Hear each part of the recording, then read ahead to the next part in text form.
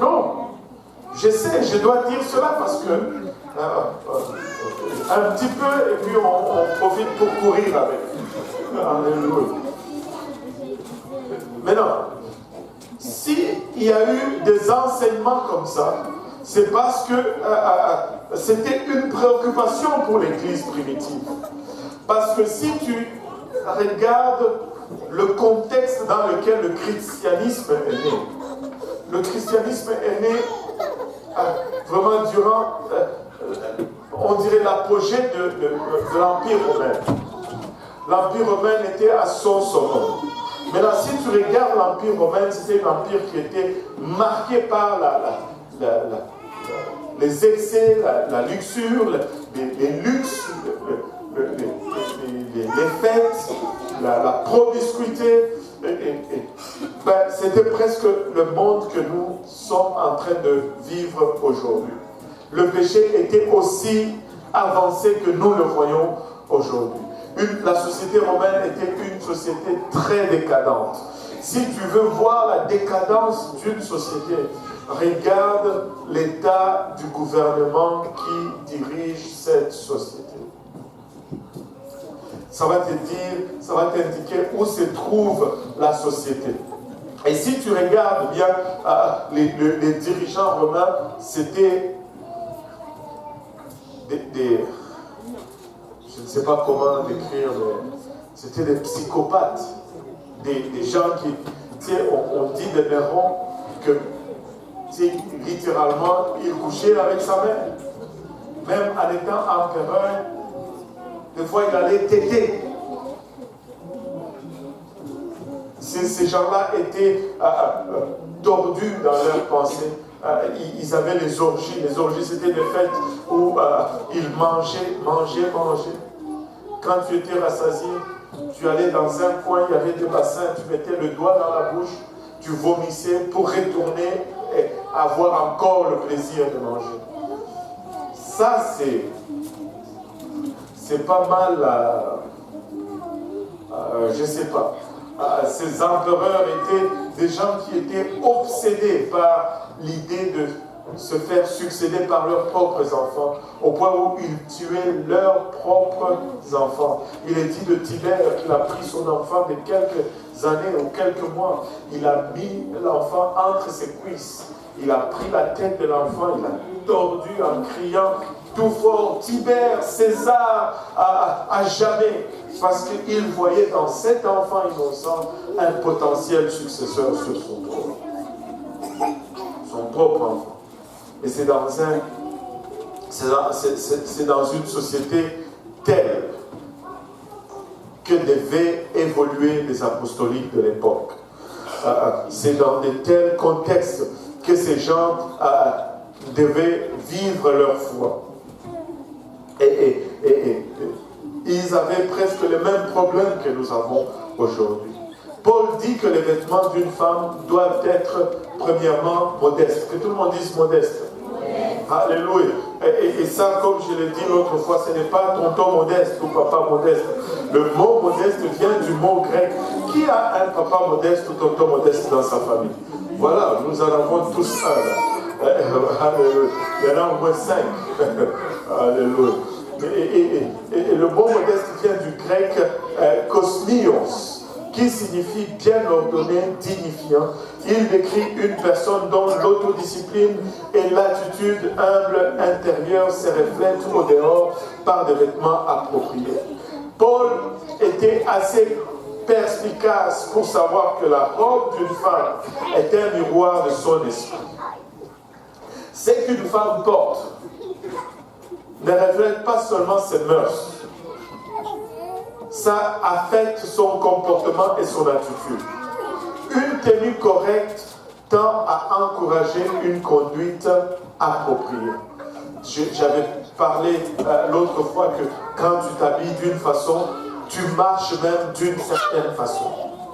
Ta façon de t'habiller change même ta démarche. Et là, vous ne m'avez pas cru à 100%. On était peut-être à 60%. Mais laissez-moi vous dire, le Seigneur m'a donné un autre exemple aussi banal que cela est. Si tu vois quelqu'un habillé en costume, cravate, avec des souliers en cuir, en train de courir sur la rue. Tout de suite, tu te demandes, il y a un problème, n'est-ce pas? Qu'est-ce qu'il y a? Il y a quelque chose de pas à sa place. Mais si tu vois quelqu'un en jogging, tenue de sport, avec des chaussures de sport en train de courir, tu ne te poses même pas la question. Parce que l'habillement te dit déjà. N'est-ce pas? Donc, il y a tellement d'évidence devant nous que notre habillement va affecter notre conduite et notre comportement. L'exhortation de Paul à s'habiller d'une façon modeste et ordonnée suggère fortement qu'il n'y a aucun mérite spécial dans l'ignorance, la négligence de l'apparence personnelle, car cela aussi attire l'attention. En fait, qu'est-ce que je veux dire par cette phrase compliquée? La sanctification n'est pas l'excuse pour la négligence. Paul n'est pas en train de dire « Viens maintenant à l'église négligée. Ne peigne pas tes cheveux, tu as encore des cotons, de la couverture là, de laine dans les cheveux. » Non, on va peigner tes cheveux. Repasse ton vêtement. Alors, parce que ça aussi, au contraire, ça attire l'attention. Tu peux être tellement mal habillé que tu attires l'attention. Alors, c'est vrai. C'est vrai. La modestie implique que tu prends soin de toi. Mon père disait toujours ceci. Toi, où est-ce que tu vas avec cette chemise comme si elle venait de sortir de la bouche d'une vache? Ça, c'était le terme de mon père. C'est-à-dire que tu ne l'as pas repassé, va repasser ta chemise. Ta chemise sort de la bouche d'une vache. Je ne sais pas où il a tiré cela, mais ça, c'était mon papa. Alléluia. Et donc, nous devons prendre soin de nous. Paul n'est pas en train de suggérer une négligence de la femme ou une négligence dans notre habillement. Soigne-toi, tu es l'image de Dieu. Amen. Alléluia. Gloire au nom de Jésus. Maintenant, et Paul mentionne aussi que les vêtements doivent être, quand il parle d'un habillement modeste, il y a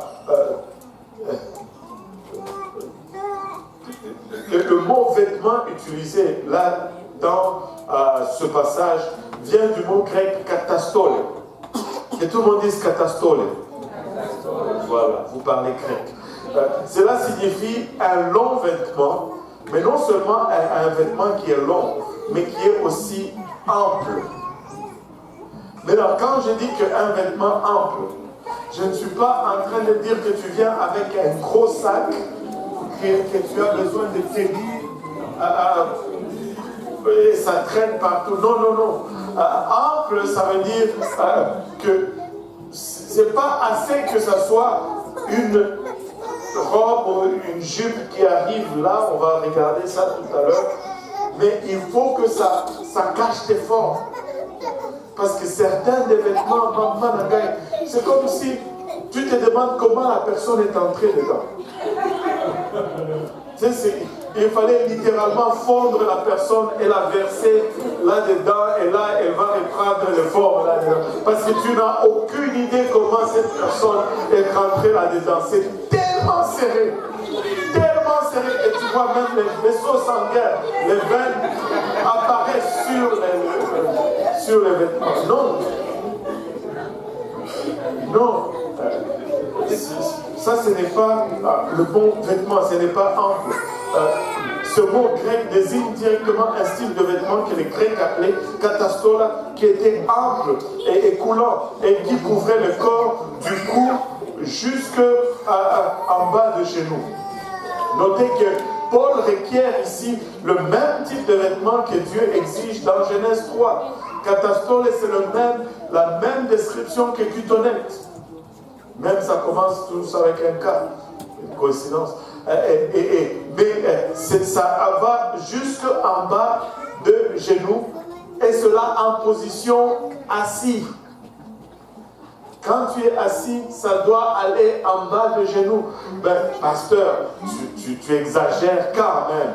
Je n'exagère pas, parce que si ce n'est pas en bas des genoux, quand tu es debout, quand tu t'assois, ça monte. Et là, tu commences à faire la danse sur les chaises pour rabaisser. Parce que ceux qui sont assis en face de toi, ils commencent maintenant à voir ce qu'ils ne sont pas supposés voir. Si tu dois danser pour descendre ta jupe, alors que tu es assis, ce n'est pas assez long. C'est pas assez long. Alléluia. Oh là là. Et vous veniez seulement à l'église. Amen. Oh Seigneur. Maintenant, le vêtement d'une femme devrait donc couvrir les cuisses et les genoux. Et ce n'est pas obligatoire d'être plus long. Maintenant, je sais qu'il y a dans l'église certaines dames qui sont tellement zélées que dès qu'on voit même un dixième de tes mollets, rétrograde. Non, c'est pas ça non plus. Si c'est ça que Dieu voulait, il allait utiliser un autre mot. Amen. Il allait utiliser le mot podere. Podere, c'est ce qui est utilisé dans Apocalypse 1.13. C'est une robe qui arrive jusqu'au niveau de cheville. Ça arrive au niveau de cheville, podere. Catastole, ça arrive en bas de genoux. Donc, si c'est en bas de genoux,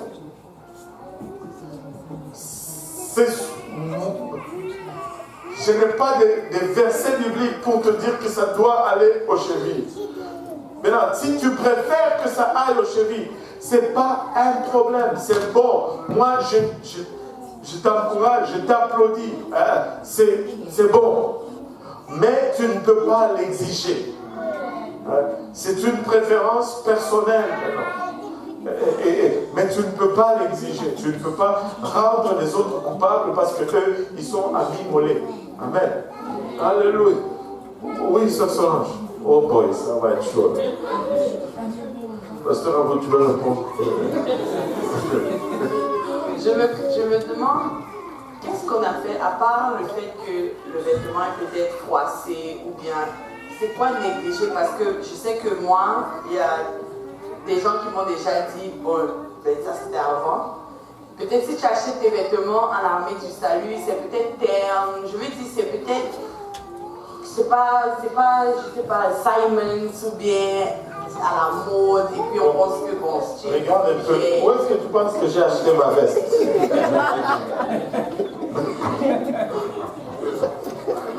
Mais c'est vrai. Oui, je sais. Parce que, ok, si le vêtement, ce n'est plus devenu ton wow, que maintenant il faut que tu sois... Non, ça ce n'est pas un bon esprit. Ça, ce n'est pas un esprit dans lequel il faut jouer. Tu sais, acheter quelque chose à l'armée du salut n'a rien à voir avec l'apparence de la chose.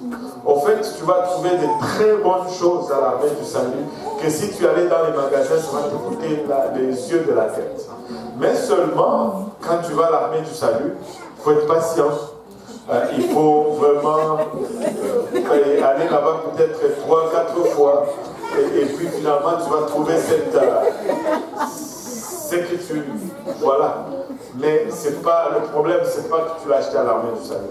Maintenant, moi je crois que ce que tu essaies de dire sur ceci, c'est qu'il y a certaines personnes que, bon, parce qu'on est venu à Dieu, là, ben, les vêtements, c'est plus important. On commence à s'habiller n'importe comment. Les habits sont vraiment négligés. Et là, tu commences à attirer l'attention dans l'autre sens. Tu vois, et ça, c'est pas bon. Paul veut que nous prenions soin de nous. Nous devons être présentables. Et nous devons être présentables. Tu sais, c'est vraiment... Le monde, hein, ils ne savent pas ce qu'ils veulent. C'est pourquoi il faut juste suivre la parole de Dieu. Quand tu es venu à l'église et que tu disais, bon, je vais mettre ces choses de côté, on te traite de négligé. Maintenant, quand nous on vient à l'église, on met des vestes et des costumes, on dit nous exagérons. Alors la mesure elle est où là? C'est que si tu t'habilles bien, on dit que tu exagères. Alors qu'on n'exagère pas. Mais il faut qu'on soit propre, clean et présentable. Et très souvent, il y a deux choses. Premièrement, la propreté. Parce que quand on parle de négligence, souvent, tu sais, bon, moi je vais me mettre un peu dans les trous pour un moment. Ouais, Seigneur, j'espère que ma femme ne suit pas. Tu sais, moi, je suis plutôt d'avis que, bon, je peux porter la même chemise 2 fois et m'en sortir, c'est correct, ça passe. Mais elle n'est pas de cet avis. Si j'ai porté la chemise 1 fois, il faut la laver. Ok, moi je suis peut-être à 2 fois. Mais si tu commences à porter la même chemise 7 fois, tu sais, ça va paraître. Ça va paraître qu'elle n'est pas lavée. Ça va paraître qu'elle n'est pas repassée. Toi, tu as l'impression que les gens ne vont pas. Tu peux mettre une veste, une cravate, mais être négligé. Allô? Mon père avait des termes. Il disait, mais ta veste, ça il disait toujours des vestes. Quand une veste devient froissée, pas repassée, il disait, la veste c'est comme les feuilles de thé. Je ne sais pas où il a tiré cela. Quand il envoie sa moyenne à Tchaï, la veste devient comme les feuilles de thé. Et tu sais, quand tu fais ça, ben, ça se voit même. Bon, les vestes, on peut les porter plusieurs fois parce que ben, ça reste droit. Si après le soir, tu le sors, tu mets sur le cintre et puis tu l'accroches, tu ne le laisses pas traîner, il ne se froisse pas, ben, il reste longtemps parce que ben, il y a une chemise à l'intérieur qui est un cinglé par-dessus, par-dessous, qui absorbe un peu les odeurs et la transpiration. Fait que tu peux garder ta veste plus longtemps. Mais ta chemise et tes cinglés que tu mets à l'intérieur, ben, voilà. Mais quand tu commences à porter la même chose, sans laver, ben on peut le voir des fois. Mais quand ça ne devient pas repassé, ça commence à tirer l'attention. Et c'est même pas hygiénique en fait. C'est même pas hygiénique. Mais ça n'a rien à voir avec où tu achètes ça. Pas du tout. Pas du tout. Amen. Et la sœur Rebecca, attends, tu avais levé la main?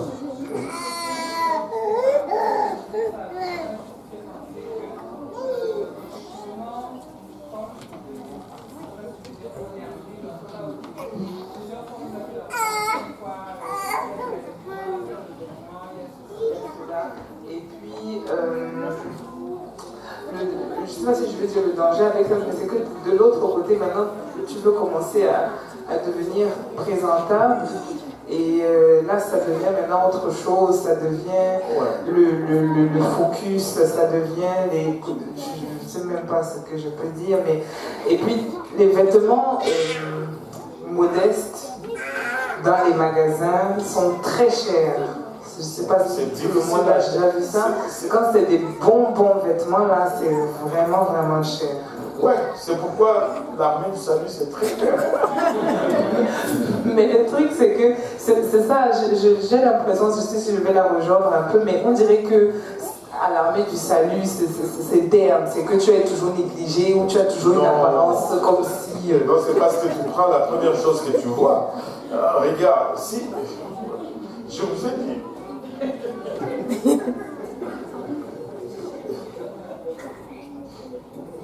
Tu ne prends pas la première chose que tu vois. C'est clair qu'à l'armée du salut, tu ne dois pas prendre la première chose que tu vois. Mais dans ce que tu dis, je vais apporter juste un point, peut-être deux. Le premier point, c'est celui-ci.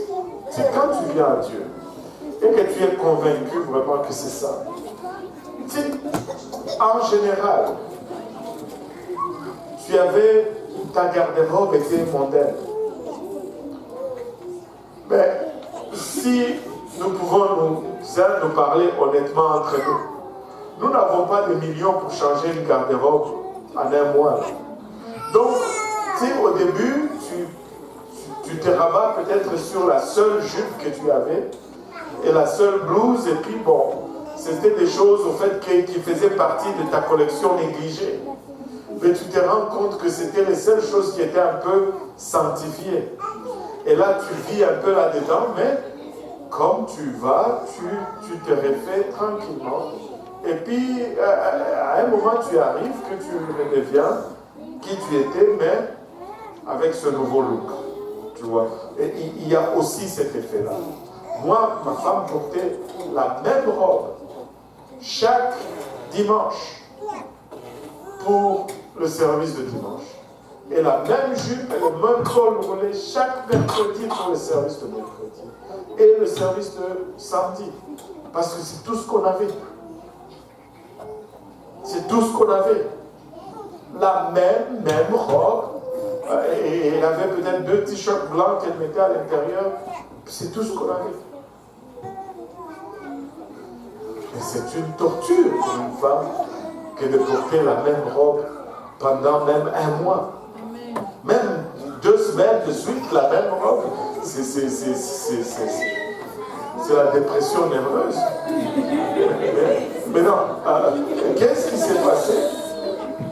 Qu'est-ce qui s'est passé? Tous ces gens de la communauté qui nous voyaient disaient comment elle était devenue vieille. Parce que, mais venez la voir aujourd'hui.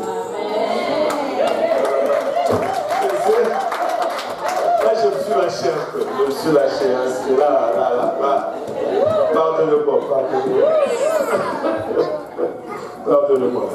Mais non, le pantalon n'est pas un habillement pour une femme modeste, car même s'il dépasse les genoux, c'est-à-dire qu'il est long, il n'est pas un vêtement ample, c'est-à-dire qu'il montre les formes de tes jambes. Anyway, de plus, il est saint au rein, c'est-à-dire il divise tes jambes plus haut que les vêtements. Dieu ne veut pas que tu montres la séparation de tes jambes plus haut que tes genoux. Rappelez-vous du verset d'Ésaïe. Donc, ce n'est pas approprié pour être un vêtement de femme, c'est un vêtement d'homme. Et même si tu mets des fleurs sur le pantalon, ça reste un vêtement d'homme parce qu'il est saint au rein. C'est pourquoi nous avons cette expression, c'est elle qui met le pantalon dans la maison. C'est parce que le pantalon a un caractère masculin que tu ne peux pas lui enlever. Mais non, un vêtement serré de tout type n'est pas non plus modeste, car il n'est pas ample. Quand ça devient trop serré, c'est pas bon. Amen. Alléluia. Maintenant, si nous regardons le mot descend, le mot pudeur et tout cela, ça vient du mot grec aidos, qui signifie un sentiment de honte, de gêne, de respect, de considération pour les autres. Si nous allons nous vêtir avec pudeur, nous allons nous vêtir avec gêne. Tu sais, quand on dit de quelqu'un qu'il est pudique, c'est-à-dire il va se cacher pour qu'on ne voit pas sa nudité. Amen. Maintenant, ce mot a une signification plus profonde en ce qui concerne les parures qu'est le vêtement. Toutefois, en matière de vêtements, ce mot nous dit que la femme est responsable de sa façon de s'habiller, de sorte qu'elle ne tourne pas les yeux ou l'attention sur elle, à la forme plutôt de son corps. Tu sais, si tu regardes dans la nature, l'homme est... ça fait partie un peu de enseignements que nous avons dit par rapport, que nous avions donné par rapport à la procréation. Tu sais, la femme n'est pas une machine à faire des enfants. L'homme n'a pas donné, plutôt Dieu n'a pas donné le sexe seulement pour la procréation. Il l'a donné aussi pour le plaisir dans un couple. Alléluia. Et je vais descendre un peu. Alléluia. Regardez ceci. Tu n'es pas... Si un couple veut avoir 10 enfants, 15 enfants, c'est pas un problème. Mais si un couple désire avoir juste 2 enfants, c'est pas un problème non plus. Alors, et tu sais, tu n'es pas obligé. Cette fausse doctrine qui dit que bon, une femme doit juste accoucher jusqu'à ce que le Seigneur ferme son ventre, c'est tellement, il n'y a aucun fondement biblique pour cela. Laissez-moi vous dire ce que le Seigneur m'a montré dernièrement. Le Seigneur a dit ceci. Il y a une différence entre un commandement et une bénédiction. Un commandement, tu dois le faire. Si tu ne le fais pas, c'est un péché. Une bénédiction, tu peux ne pas le prendre. Et ce n'est pas un péché. Amen. Je peux vous donner un exemple très concret. Dieu a dit aux hommes, à l'homme, on va dire, vous mangerez de tous les arbres du jardin, tout arbre fruitier vous servira de nourriture, toute herbe verte vous servira de nourriture. Est-ce qu'il y en a qui mangent du gazon ici? Mais Dieu a dit, vous mangerez de tous les arbres, ou de toute herbe verte. Mais pourtant, nous avons choisi de ne pas manger du gazon. Il y en a qui n'aiment même pas manger les fraises. Est-ce qu'il y en a qui n'aiment pas les fraises ici? Bon, la sœur crainte. Est-ce qu'il y en a qui n'aiment pas les raisins? À l'hôtel. Les fraises encore, on peut comprendre. Les raisins.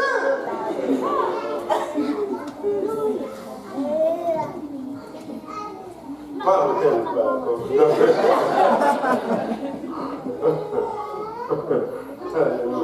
Maintenant, regardez ceci.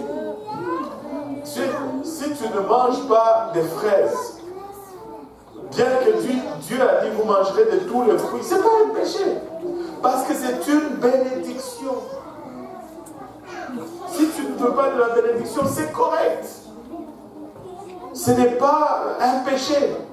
Mais non, le sexe, Dieu l'a donné. Je ne sais pas comment on est tombé là-dedans. On va juste finir et sortir. Le sexe, Dieu l'a donné non pas seulement pour se reproduire, mais comme une bénédiction à prendre plaisir dans le mariage. Et quand tu regardes le monde animal, il y a de ces animaux qui s'accouplent seulement pour la reproduction. Oh boy. Bon, je garde un peu la question, je vais juste finir ceci, et puis on va revenir. Il y a des animaux qui s'accouplent seulement pour la reproduction. Et quand tu regardes leur apparence, il n'y a pas de différence. L'homme est égal à l'homme. Le mâle est égal à la femelle. Il n'y a pas de distinction. Parce qu'il n'y a pas de séduction et il n'y a pas de plaisir. Amen. Mais il y a d'autres animaux qui s'accouplent non seulement pour la reproduction, mais aussi pour le plaisir. Et dans ce cas, tu vas avoir une distinction entre le mâle et la femelle. Mais c'est à l'envers. Dans le monde animal, c'est le mâle qui est le séducteur. Et la femelle, elle est... j'ai toujours eu des difficultés avec ces mots. Prédateur ou féminin. C'est quoi prédatrice? C'est prédatrice, vous? Ok, prédatrice, c'est vous qui m'avez dit, hein, c'est pas ma faute. La femelle est prédatrice. Oh, ça sonne lourd. Tu vois même l'appareil. prédatrice. Maintenant, et c'est le mâle qui est décoré. C'est pourquoi, si vous voyez le lion, il a une crinière, il est décoré. Tu vois la différence entre une lionne et un lion. Tu vois la poule et le coq. C'est le coq qui est plus décoré. Vous savez comment, vous qui avez grandi à la maison, le pasteur est en train de rire déjà. Les coqs, ils séduisent aussi la poule. Ils ont une marche. Quand ils veulent séduire la poule, ils vont faire une marche. Ils vont baisser des ailes et puis ils font un truc là. Le porc, c'est le mâle qui a toutes les plumes qui s'élèvent. C'est quand il veut montrer maintenant sa beauté. Et il est en séduction. Mais dans le monde humain, c'est le contraire. C'est la femme qui a les atouts pour séduire. C'est la femme qui a les seins, c'est la femme qui a les fesses, les bassins, mais l'homme est plutôt fait comme un morceau de bois. Flat, il n'y a rien d'intéressant. Et là, et pour cela, c'est la femme qui doit se couvrir, parce que c'est elle qui a les atouts pour séduire. C'est là où je voulais en venir. Alléluia. Oui, une question. Oui, pasteur, c'est à propos de la naissance. Comme vous avez dit que la femme n'est pas faite que pour donner naissance. Oui, ça, vous avez raison. Mais, mais je voulais savoir, pasteur, pour la contrôle des naissances, peut-être qu'on est sorti du contexte, mais le contrôle des naissances, par exemple. Oui, c'est ça. Nous, en tant qu'enfants de Dieu, ben, comme... Je vais juste donner une réponse pour ne pas sortir. Mais je pense qu'on doit, pasteur Agou va faire un séminaire sur le mariage. Il va parler au couple de ces choses là-dessus. Là, je viens le mettre sur le spot, la pauvre pasteur. Et il y a, comme dans toutes les autres choses, il y a des moyens de contraception qui sont tout à fait corrects. Parce que le principe là-dedans, c'est qu'il ne faut pas que ça affecte ta santé. Dieu n'aime que tout ce que tu vas faire qui affecte ta santé va être catégorisé comme péché au fait. C'est pas le fait de ne pas avoir un enfant, mais c'est, par exemple, quand tu prends des pilules, ben ça débalance ton système et ça affecte ta santé.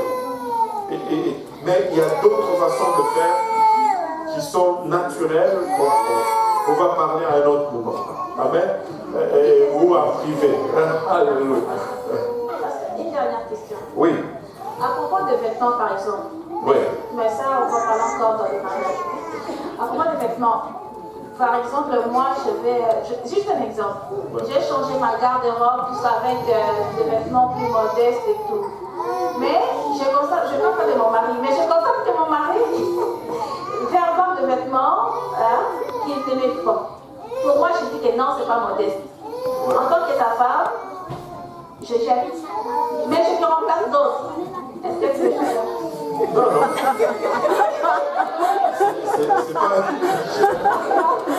C'est pas un péché parce que tu vois, regarde, aussi c'est une question souvent aussi des fois tu vas voir que c'est la femme qui atteint cette maturité spirituelle avant son mari et tu vas voir ce genre de problème. Mais de l'autre côté est aussi vrai, des fois c'est l'homme qui atteint la maturité spirituelle avant son mari et tu vas voir la même situation mais à l'envers. Là, c'est la femme qui veut garder ça. L'homme dit, mais non, ça, c'est pas approprié, on va se débarrasser de ça. Mais non, ça, c'est juste par rapport à où les gens sont dans leur couple en ce qui concerne leur marche spirituelle. Mais à un moment donné, vous allez arriver à cette place où vous êtes au même niveau ou à la même longueur d'onde. Et ça prend juste du temps. Ça prend juste du temps. Mais vous allez arriver. Si vous persévérez dans la bonne direction, vous allez arriver. Alléluia. Une autre question? Seigneur. C'est déjà 21h.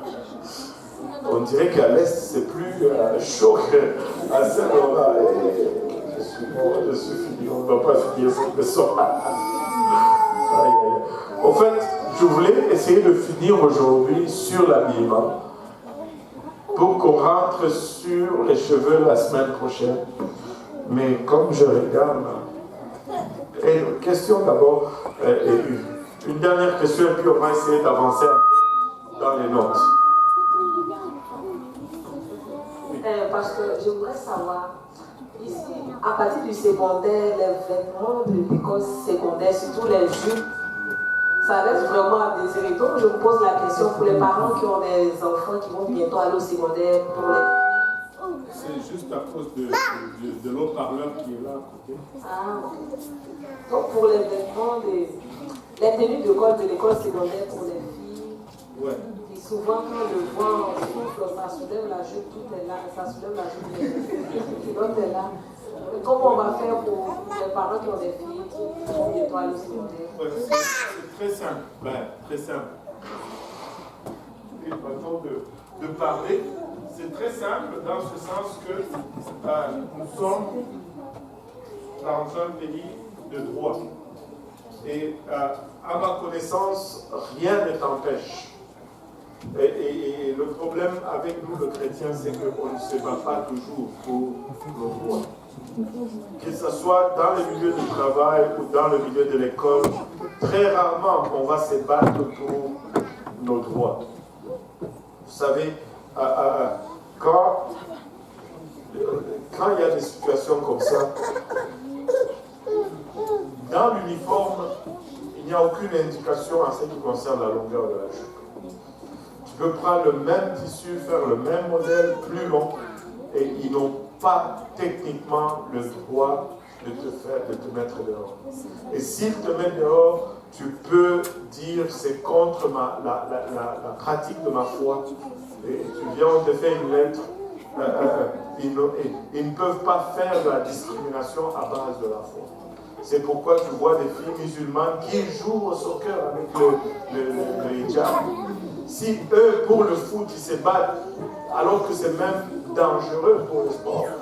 Mais nous, les chrétiens, souvent, on n'a pas cet instinct de vouloir défendre nos droits ou réclamer nos droits. Mais si tu réclames, tu vas l'avoir. Tu vas l'avoir. Je dis que c'est ma foi. Je ne peux pas... ils vont te demander de donner des preuves.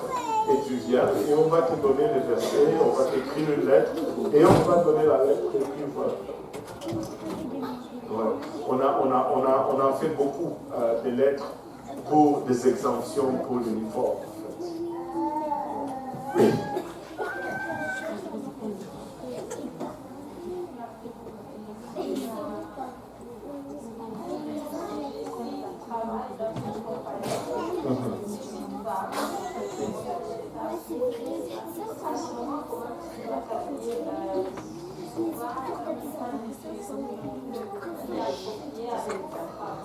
Ouais. C'est ça. Je pense qu'on avait répondu à une question comme ça la semaine passée. Tu sais,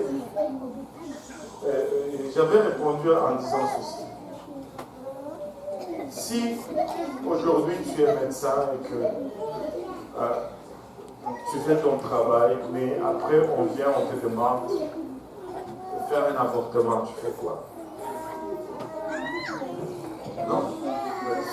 Pourquoi? Parce que c'est quelque chose qui va contre ta foi ou la parole de Dieu. Maintenant, d'abord, il faut que tu arrives à cette place où tu te dis, la parole de Dieu me demande de ne pas me dire comme ça. Et puis après, tu dis à ta compagnie, moi, je ne vais pas porter ce que vous me demandez. Si je dois monter, je ne sais pas comment je peux faire. Je peux peut-être mettre des pinces entre les jupes et monter, si je dois monter.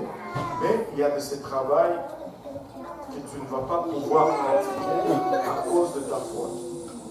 Tu sais, il y en a qui refusent d'avoir la foi à cause de la foi. Voilà. Je vais donner l'exemple, par exemple, du frère Rod. Tu sais, travaille chez nous au Québec.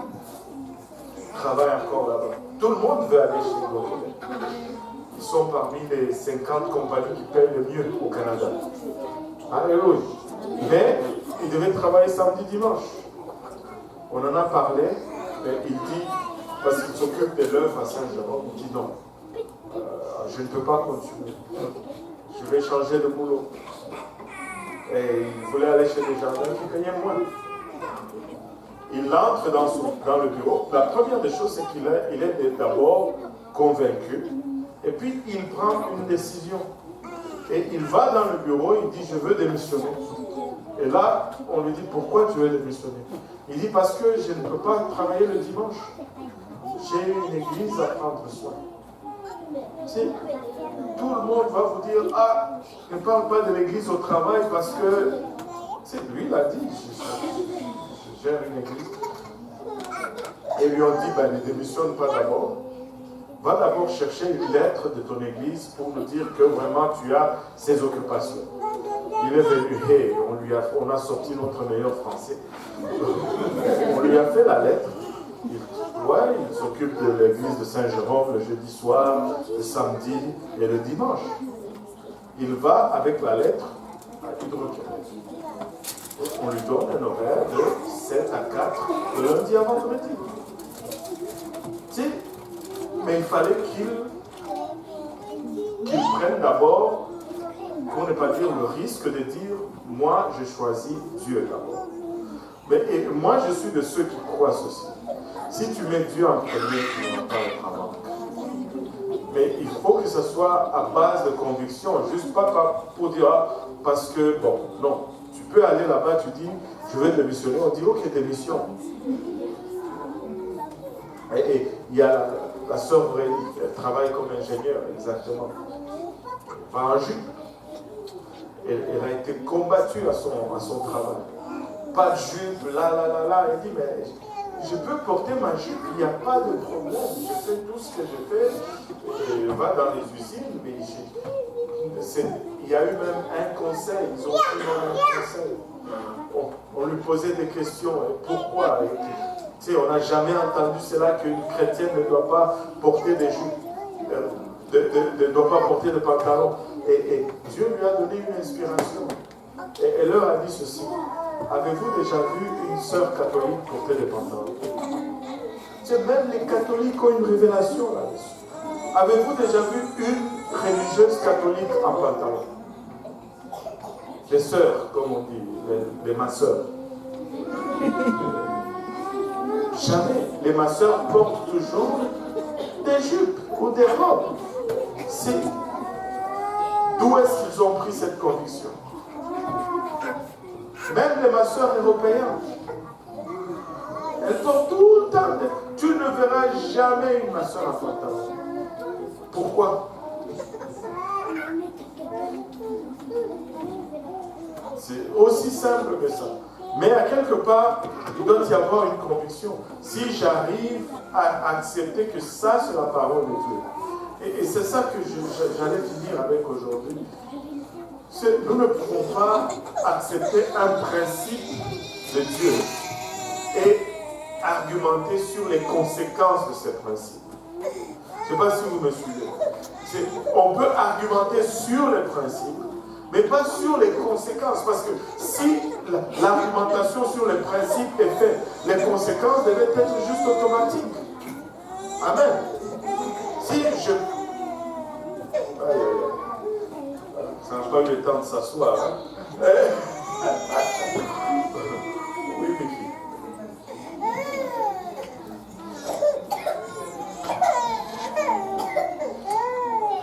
On se dirige vers la même chose ici, parce que je veux déjà demander. Oh boy. Bon, moi c'est la même chose. Ok, moi je crois dans la sanctification des vêtements, mais je demande parce que quand même hier j'ai écouté quelque chose qui m'a un peu secoué. Alors c'était, on disait, on faisait une comparaison, on disait oui, si je dis je n'ai pas la conviction du baptême, je ne le fais pas, je ne vais pas aller au ciel. Ok. Mais là, on dit, si je dis, je n'ai pas la conviction du vêtement, je ne le fais pas, ça semblait être la même conclusion. Et moi, ce qui m'a dérangé, c'est que j'ai eu l'impression que c'est comme si on mettait les deux à la même enseigne, et je me dis, instinctivement, j'ai du mal. Je trouve que... Je vais t'expliquer totalement le contexte. Okay? Le contexte est celui-ci. Un homme ne doit pas porter les vêtements d'une femme, un homme ne doit pas, les gens ne doivent pas montrer leur nudité. Ok? On est d'accord là-dessus. Bon, si on ne doit pas montrer sa nudité, on ne peut pas les faire des baignades publiques. Mais si je dis on ne peut pas les faire des baignades publiques, tu me dis, ah, tu exagères, on ne peut plus vivre. Attends, est-ce que d'abord le fait de montrer sa nudité est-il compris, parce que ça c'est juste une conséquence de cela. Bon, maintenant, pour revenir à ça, c'est le raisonnement qui a conduit à ceci. Parce que je préfère qu'on appuie sur les principes, et une fois que le principe est compris, mais le reste, on ne peut pas argumenter maintenant sur l'application des principes. Parce que sinon, ça ne fait aucun sens. On devient, tu sais, on perd le temps. On croit une chose et on fait autre chose. Tu vois? Et c'est ça le malaise un peu. Maintenant, le deuxième argumentation, c'est quoi? Parce que tu ne peux pas juste continuer à me dire que je ne le vois pas, même pas je ne le vois pas. Je le vois, mais encore une fois, la compréhension du principe, mais on ne veut pas, on discute sur l'application au lieu de la compréhension. Si j'enseigne, tu dis, tu le vois dans la parole de Dieu, qu'un homme ne peut pas porter les vêtements de femme, et que tu me dis, je ne suis pas convaincu, là il y a un problème. Tu ne peux pas me dire, parce que je ne suis pas convaincu, je ne veux pas le mettre. C'est la même chose que quelqu'un qui dit, je ne suis pas convaincu, je ne me fais pas baptiser. C'est la même chose. Parce que, on comprend et on enseigne que la sanctification est un processus. C'est une question de maturité. Mais quand la maturité ne vient pas, ça devient éventuellement de la désobéissance. Parce que, écoute, après 6 mois dans l'église, tu comprends. On enseigne. Et, écoutez, tu ne peux pas aller à l'école pendant 1 an et puis tu me dis que tu ne peux pas faire 1 plus 1 égale 2. Non. On enseigne et puis à un moment donné ça devient juste que tu choisis et il faut être clair que c'est juste ça et non pas se cacher sous la conviction. C'est pas une question de conviction. Tu l'as vu, il y a de ces choses que moi je le fais parce que je sais que c'est ça. Si tu me demandes vraiment est-ce que tu aimes, honnêtement je vais te dire c'est pas tout que j'aime. Je n'aime pas prier jusqu'à 3 heures du matin, mais je dois le faire. Des fois, je le fais. Mais, anyway, là, vous m'avez pris tout le temps. Donc, la session prochaine, on doit finir ça. Amen. Il y a juste quelques points à passer, mais on devrait le finir avant de continuer. Oui. C'est quoi réellement une conviction? Et aussi, est-ce que la conviction peut changer? Ouais, je n'ai pas la définition du dictionnaire, mais Conviction, c'est juste cette attestation de ta conscience que tu sais, bon, j'accepte ça. C'est juste une acceptation. Ça, c'est une bonne question parce que plus j'y pense, plus j'arrive à la conclusion que la conviction, c'est juste un choix. Ça vient de soi-même.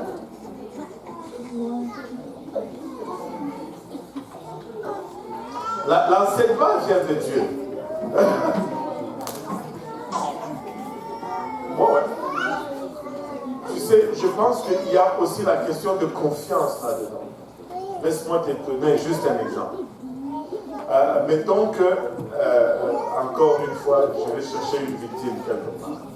Le frère Stéphane est parti. Bon, ok, c'est pas grave. Je vais prendre le frère Carl. Mettons par exemple, c'est juste un exemple. Hein? Tu as plus confiance en moi qu'en Carl. Juste un exemple. Et moi, je viens, je te dis, Emmanuela, si tu investis, mettons, $100 dans cette affaire, tu vas gagner un autre $100. Parce que tu as confiance en moi, tu vas être convaincu de cela plus facilement que si c'est quelqu'un en qui tu n'as pas confiance. Donc tu vas choisir de croire en cela plus vite suite à ta proximité avec moi. Juste un exemple. Maintenant, plus tu es proche de Dieu, plus tu vas choisir de croire ce qu'il te dit. Plus tu fais confiance en Dieu, plus sa parole ne va pas susciter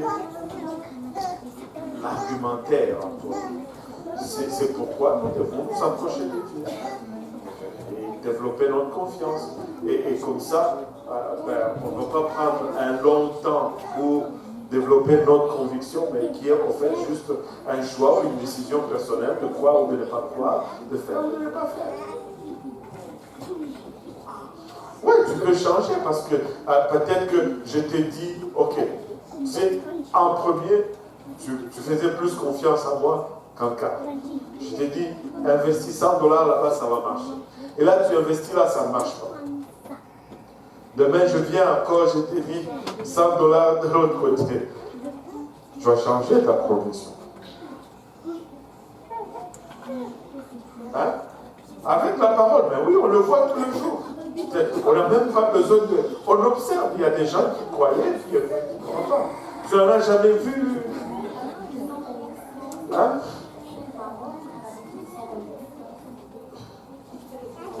C'est le contexte de cette application, c'est quoi? Regarde.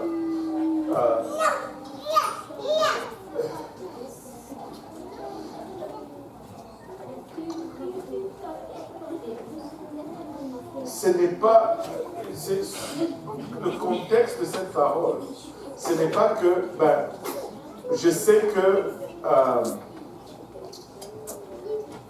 que m'habiller, je ne suis pas sûr que m'habiller selon la sanctification, c'est la bonne chose à faire. Et que si je le fais quand même, c'est un péché. Non. Ça n'a, même par la logique humaine, ça n'a pas de sens. Ok, je vais te donner un exemple. Je ne suis pas sûr si...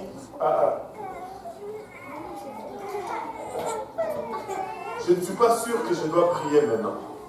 Mais je vais prier quand même. Je n'ai pas de conviction, mais j'ai pris quand même. Est-ce que le fait de prier là devient un péché?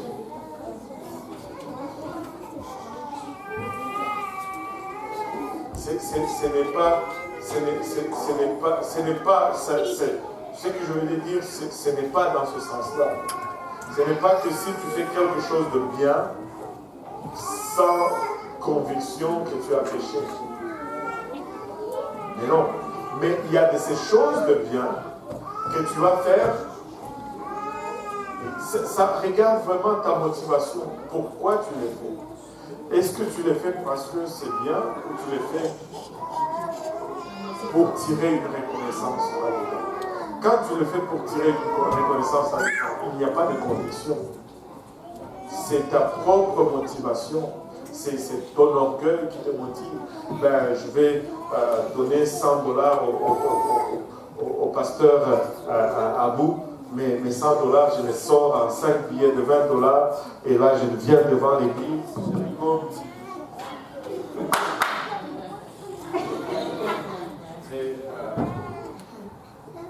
Je ne suis pas sûr qu'il y ait une conviction d'une monade dans ton geste, mais c'est plutôt pour t'attirer.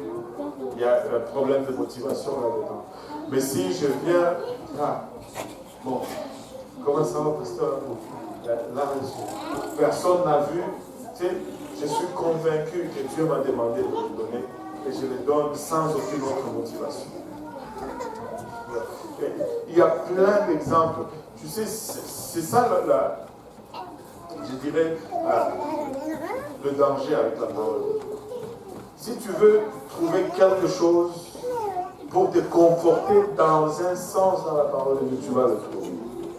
Mais le problème avec ça, c'est que tu ne pourras pas harmoniser la parole de Dieu.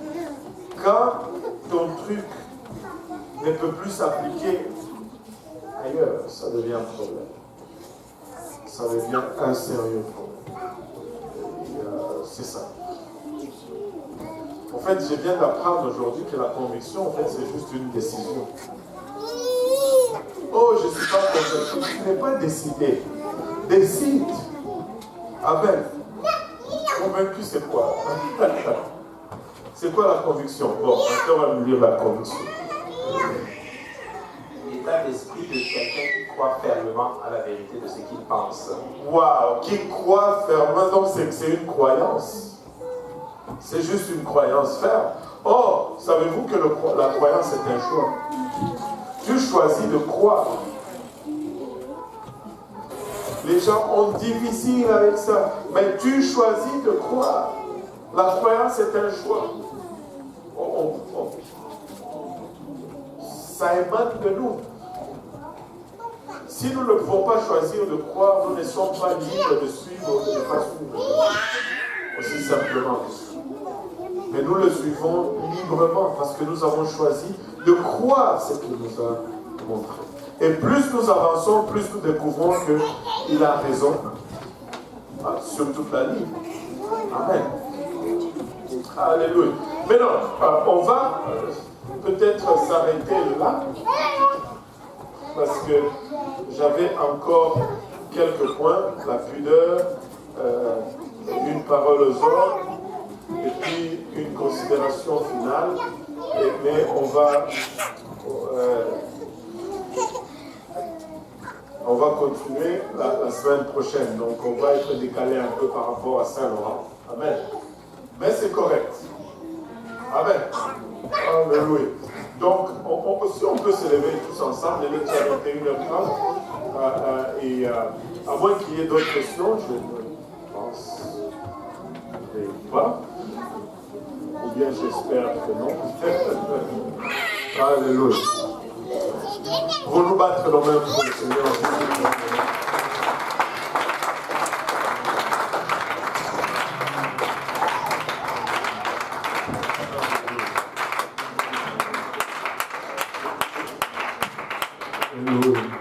Je vais demander à pasteur de prier pour nous avant que nous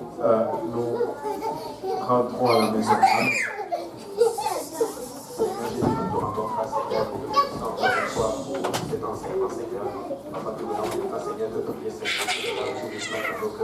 Qu'elle gèle, qu'elle produise des fruits qui nous conduisent à la vie éternelle, Seigneur Jésus. Aide-nous à l'appliquer dans notre Seigneur pour faire agréable. Papa, alors que nous venons maintenant pour conclure, Seigneur, permets-nous en paix, Seigneur, que nous puissions nous revoir très bientôt en santé, Seigneur, pour t'adorer, Seigneur. Au nom de Jésus, nous prions et nous disons tous Amen. Amen. Serrez la main de vos voisins, faites-le avec un sourire. Et dites-lui, je suis content d'avoir appris de la part de l'Éternel. Francesca,